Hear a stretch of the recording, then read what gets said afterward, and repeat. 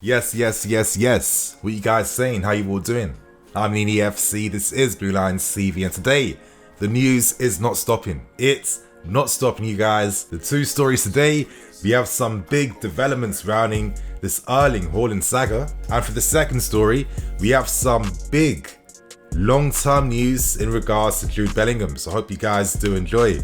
We really are in transfer season right now. So if you like today's video, if you're loving the content, if you're loving the grind I'm putting out for you guys, then show your support, smash that like button, and of course, get involved in the comments too. I always like to read people's opinions, and without wasting any more time, you guys, I just have to, gas myself up for a few seconds, because today, finally, after God knows how long, after 6.5 hard-fought months, terrible months, today was the day I finally got a PS5.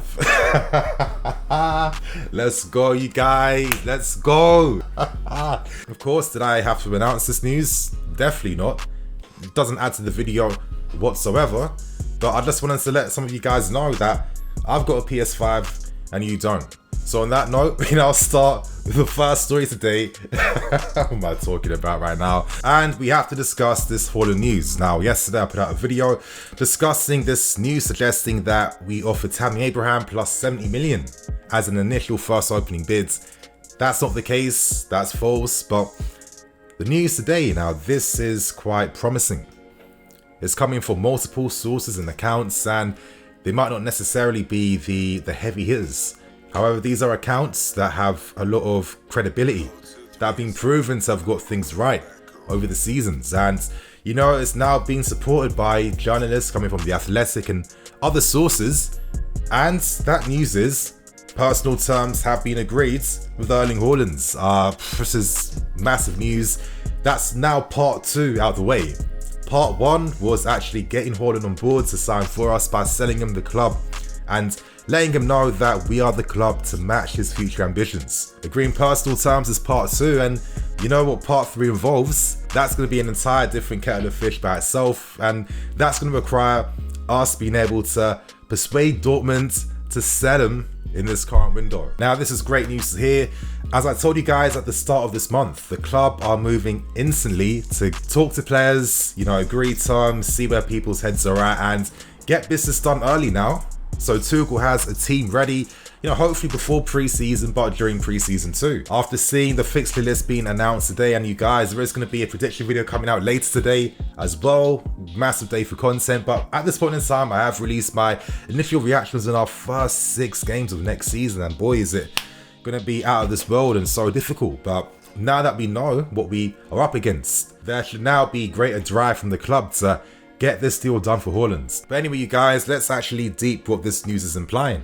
This must mean that personal terms are agreed, that Haaland would be, on the highest wages at the club for next season. I think that would make a lot of sense. Who knows what that's going to mean for players like your Mounts, Kais, etc., as they get older, as they improve even more and have even greater roles in the team. For their next contracts, they're going to expect bigger money. But, if we're looking to be that club that is constantly going for trophies every single season, you have to pay the biggest wages for the best players. It really is that simple.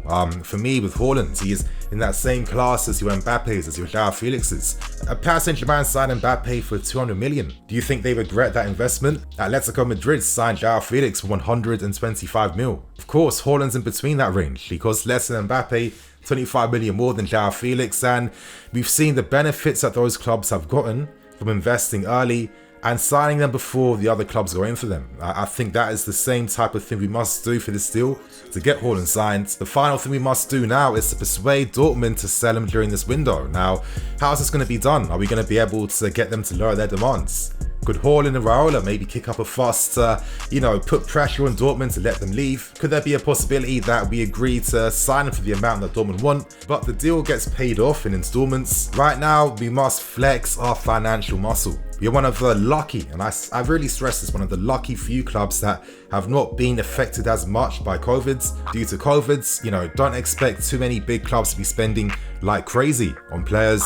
Clubs are still recovering. I think they're going to need fans to come back to the stadium, etc. And because we haven't been affected, we must do what we did last season. We took advantage of the market. We took advantage of our financial situation, and we were able to literally just sign Kai Havertz with no competition. We must have the same energy for Haaland, and we know that Roman could play a big part in helping this deal go through. So right now, you guys, it is time to get excited, but also realistic. Personal terms get agreed all the time. This doesn't mean he's definitely coming, but again, this is another major positive step in this Erling Haaland story. So right now, you guys, we end things with the second big story today. Now, this news was reported by Nazar Kinsella from goal.com, and in the description, I'm going to link the full article, show us some love and support, give it a read. And, this article speaks volumes about the club's short-term and long-term ambitions. As it states, the club have long-term goals and plans to eventually sign Jude Bellingham. And what makes this interesting is that we've made many attempts to sign him beforehand, before he even was playing regular football for Birmingham City. We attempted to sign him for our academy back then. At the time, Bellingham turned us down because he was showing his loyalty to Birmingham City, of course the club that put him on. And of course, the second time we tried to sign him was when he was ready to leave Birmingham City to make the next step in his career. Now, of course, he chose Borussia Dortmund because he wanted to go to the club that would be best for his development, which of course was the right decision. He's now currently part of the England national squad, the youngest player ever to play in a European Championship too. This is unreal. The guy is one of the best players of his generation in this country.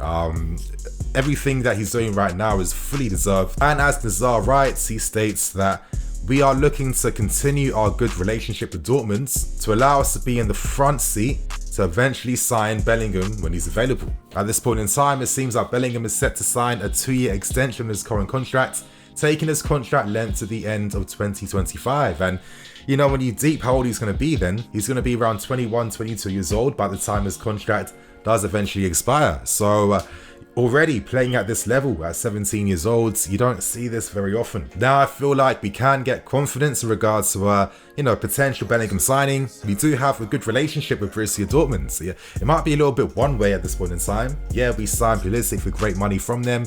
We loaned Michy Batshuayi to them as well. However, we priced Dortmund out from signing De Bruyne and Michy Batshuayi as well. But regardless, there is a lot of respect between both clubs and both camps. And with the interest in Bellingham, the long-term interest in him, this is literally a typical strategy that this club have done for many, many years. There's so many examples of players who've been studying and watching for years before we eventually sign them. The big famous ones being Hazard and Kai Havertz. Other ones being Rudiger, with us looking at Rudiger since he was making his name for himself at Stuttgart.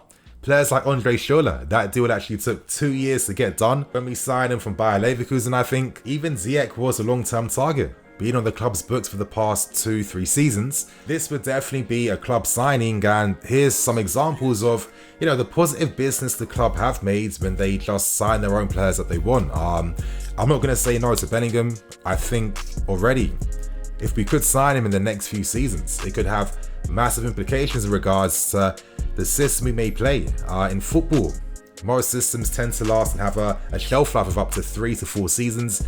Let's say this 3 at the back system has another 2-3 seasons left. A future Bellingham signing could be the start of the next generation of Chelsea to come. It could be the start of our next system, our new ideas. I look at Bellingham, he's one of those players that can play throughout midfield in multiple roles, multiple positions. But for me, when a player is this complete, I'm really a big advocate for them to play as box-to-box mids. I think when you have the quality to affect the game in both halves, in your half and in your opponent's half, you must play in that position, and there must be a system around that. So could we be seeing potential teams in the future, let's say in 4 years' time, with Bellingham, Mount, and maybe Rice in midfield? Or could we even see, even more ambitious midfields with Bellingham and Charlie Webster being in a pivot to kickstart, obviously, a next generation of talent and success? Charlie Webster is a player you need to know about, one of the most promising players to come up from the academy, which is, that is some of the highest praise we can get, because we have many, and I really mean this, many elite quality youngsters at this club. With Webster, he's 2-footed.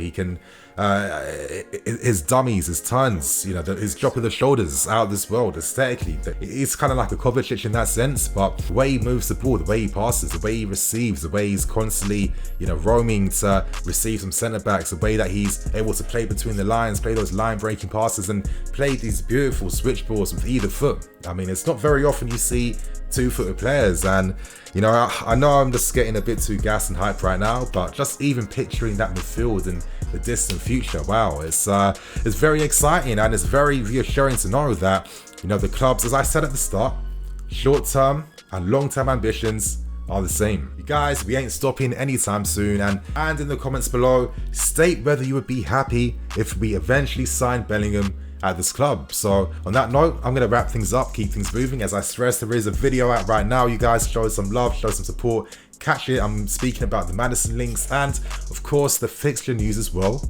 that came out today. So on that note, I'm Nini FC. This is Blue Lions TV. I'll catch you guys later with some more videos. Cool.